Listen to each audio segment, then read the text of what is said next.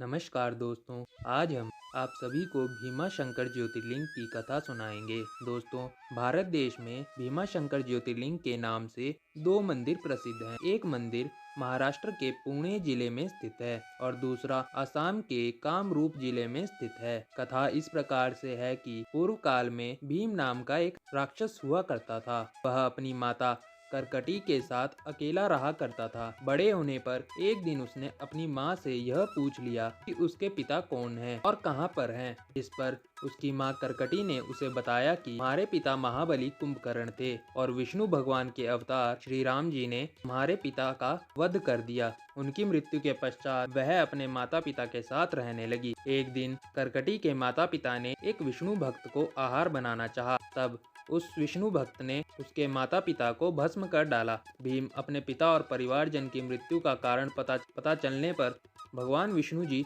तथा देवताओं को अपना सबसे बड़ा शत्रु मान बैठा।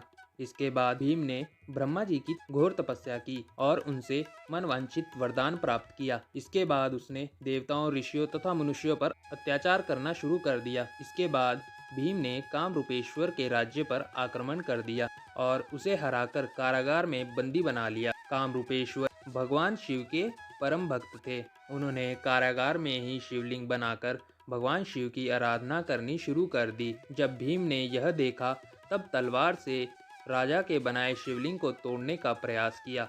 ऐसा करने पर शिवलिंग से स्वयं भगवान शिव प्रकट हो गए और भगवान शिव ने अपनी हुंकार मात्र से ही राक्षस भीम को भस्म कर डाला। तब देवताओं ने भगवान शिव से उसी स्थान पर रहने की प्रार्थना की।